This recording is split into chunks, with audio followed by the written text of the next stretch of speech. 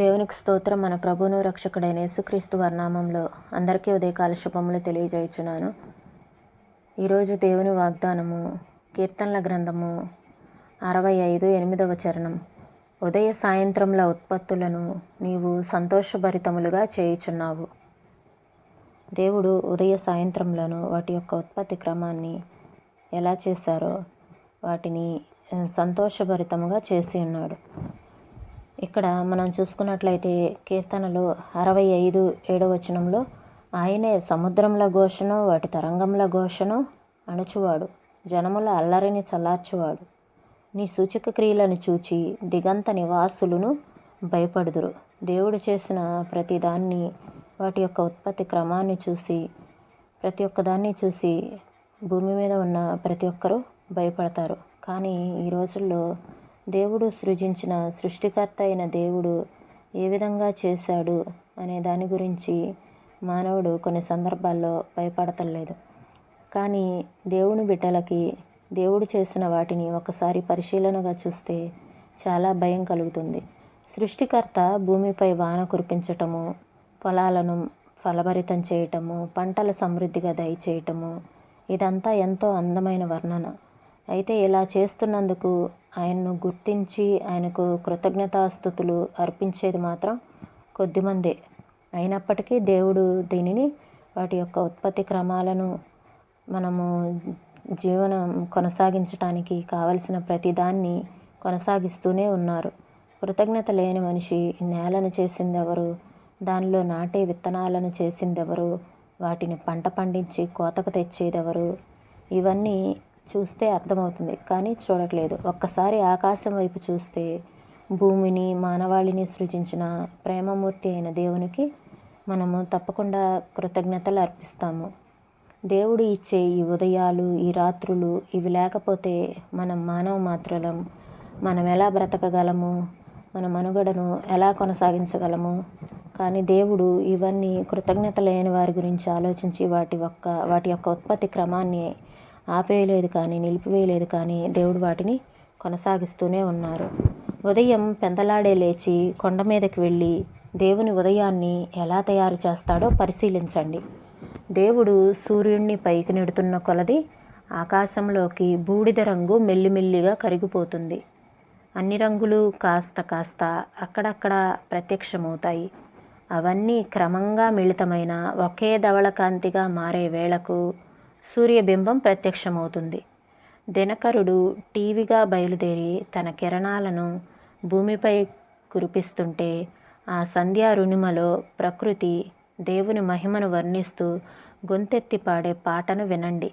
సంధ్యకాంతుల కెంజాయలో మంజుల స్వరం ఒకటి విన్నాను, దినమంతా నీతో ఉన్నాను సంతోషంగా ఉండు. ఉదయవేళ వ్యాపించే నిర్మలమైన కాంతి సత్యం గురించి నా హృదయం తహతహలాడేలా చేసింది. ఆ సత్యమే నన్ను ఉదయమంతా స్వచ్ఛంగా చేసే మహిమ కలది. అది ప్రకృతి ఆలపించే మధుర గీతికలో శృతి కలపటానికి నాకు తోడ్పడుతుంది. ఉషోదయ వేళ విసిరే గాలి నా నాసికా రంధ్రాలలో జీవాన్ని ఊదిన దేవునిలో నేను నా ఆశలు నిలుపుకునేలా చేసింది. ఆయన తన ఊపిరితోనూ తన మనసుతోనూ తన ఆత్మతోనూ నన్ను నింపి ఆయన ఆలోచనలే నేను ఆలోచించేలా, ఆ జీవితాన్నే నేను జీవించగలిగేలా, అందులోనే నా బ్రతుకును నిలుపుకొని మహిమను పొందగలిగేలా ప్రార్థించేలా చేసింది. అవునండి, దేవుడు తన యొక్క ఊపిరితో తన మనస్సుతో తన ఆత్మతో మనల్ని నింపాడు. ఆయన ఆలోచనలే మనం ఆలోచించేలా, ఆయన ఇచ్చిన జీవితాన్నే మనం జీవించగలిగేలా, అందులోనే మన బ్రతుకును నిలుపుకొని మహిమ పొందగలిగేలా ప్రార్థించేలా చేస్తూ ఉంది. ఇప్పటికీ దేవుడు ఇచ్చే ఉదయాలు రాత్రులు లేకపోతే మానవ మాతృలం మనం ఎలా బ్రతకగలం? రాత్రికి పగటికి మధ్య వేగుచుక్క పొడిచిన వేళ, నీడలు జాడలు నిశ్శబ్దంగా కదిలిపోతున్న వేళ ఈ దినం చేయవలసిందేమిటని నీ గదిలో ఏకాంతంగా ముచ్చటగా యేసుతో ముచ్చటించు. ఆయన చిత్తమేమిటని. నిన్ను నడిపిస్తాడు, పర్వతాలు వంచుతాడు, ఎడారులు పూలు పూస్తాయి, మారాధార మధురమవుతుంది. ఈ జీవన యాత్రంతా తెలుసా జైత్రయాత్రని? ఉదయాన్నే ఆయన్ను ఆరాధిస్తే నిజమే ఇది ప్రతినిత్యం దేవుణ్ణి, దేవా నీకు ఏది ఇష్టము, నీ చిత్తం ఏంటి అని మనం ఎప్పుడూ అడగాలి దేవుణ్ణి. దేవా నాకు అది కావాలి, ఇది కావాలి, నా అవసరాలు ఇవి అని మనం చెప్పటానికంటే ముందుగానే దేవా నీ చిత్తం ఏంటి, ఈ రోజున నా జీవితంలో నీ చిత్తాన్ని నెరవేర్చు, నీకు ఇష్టమైన కార్యాన్ని నేను ఎల్లప్పుడూ చేయుదును అని మనం దేవునితో మాట్లాడాలి. దేవుడు చేసినటువంటి ప్రతిదానికి కృతజ్ఞతాస్తుతులు చెల్లించాలి. ఈ మాటలను ప్రభు మన వినికిల్లో దీవించునుగాక. ప్రార్థన చేసుకుందామండి. స్తోత్రం తండ్రి, పరిశుద్ధుడా, ప్రేమ కలిగిన దేవా. అయ్యా నా తండ్రి, ఉదయ సాయంత్ర ఉత్పత్తులను నీవు నాయనా ప్రభ సంతోషభరితములుగా చేయుచున్నావని నాయనా ప్రభ మీ వర్తమానం నాయనా ప్రభ సెలవిస్తుంది తండ్రి. అవును నా తండ్రి, ప్రతి ఒక్కదాన్ని క్రమంగా నాయనా ప్రభ మీరు ఎలా చేశారో నా తండ్రి నాయనా ప్రభ మేము వాటిని ధ్యానిస్తూ నాయనా ప్రభ వాటి వైపు చూడటానికి మాకు సహాయం చేయండి తండ్రి. నాయనా ప్రభ అయ్యా నా తండ్రి, ఈ లోకంలో నా తండ్రి వాటిని నాయనా ప్రభ పరిశీలనగా చూసేటువంటి నాయనా ప్రభ తీరిక మాకు లేకుండా పోతుంది ప్రభ.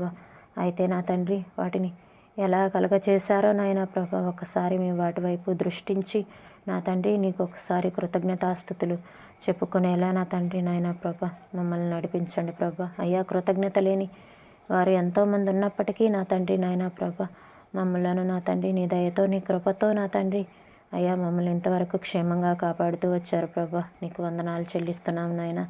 అయ్యా నా తండ్రి దేవానికి స్తోత్రములు నాయన. సజీవులున్న దేశంలో యెహోవా దయను పొందుదనన్న నమ్మకము నాకు లేని ఎడల నేనేమవుదునని అయ్యా మీ వాక్యం సెలవిస్తున్న రీతిగా అవును నా తండ్రి. సజీవులున్న దేశంలో నా తండ్రి నీ దయచేత మమ్మల్ని నడిపిస్తూ ఉన్నారు తండ్రి. నీకు వందనాలు చెల్లిస్తున్నాం ప్రభ. స్తోత్రములు నాయన. అయ్యా నా తండ్రి నీ చిత్తం ఏంటని నాయన మీ చిత్తాన్ని గ్రహించి నాయన అయ్యా మేము దాని ప్రకారం నడుచుకోవటానికి సహాయం చేయమని అడుగుచున్నాను ప్రభ. నీ చిత్తము నెరవేర్చుట నాకు సంతోషమని నాయన ప్రభావనయ్యా నీ చిత్తాన్ని నెరవేర్చే బిడ్డలంగా మేము జీవించటానికి వాటిని మేము సంతోషంగా చేసుకోవటానికి స్వీకరించటానికి నీ కృపను అనుగ్రహించమని వేడుకొంచున్నాను తండ్రి. దయ చూపించండి ప్రభ. అయ్యా మీ యొక్క ఊపిరితో నా తండ్రి మీ యొక్క మనస్సుతో మీ యొక్క ఆత్మతో మమ్మల్ని నింపి అయ్యా మీ ఆలోచనలే మేము ఆలోచించేలా అయ్యా నా తండ్రి ఆ జీవితాన్నే మేము జీవించాలని ఆ బ్రతుకునే మేము నిలుపుకోవాలని దానిలోనే నా తండ్రి మీ నామానికి మహిమను తెచ్చేలా మేము చెయ్యాలని నాయనా ప్రభ మీరెంతో నా తండ్రి నాయనా ప్రభ ఆశపడుతూ ఉండగా నాయన అట్టి ఆశను మేము నెరవేర్చడానికి మాకు సహాయం చేయమని వేడుకొంచున్నాను తండ్రి. మీ నామానికి మహిమ ఘనత స్తుతులు ప్రభావాలు పొందుకోమని యేసయ్య పరిశుద్ధమైన నామంలో అడిగి వేడుకొంచున్నాం తండ్రి. ఆమేన్.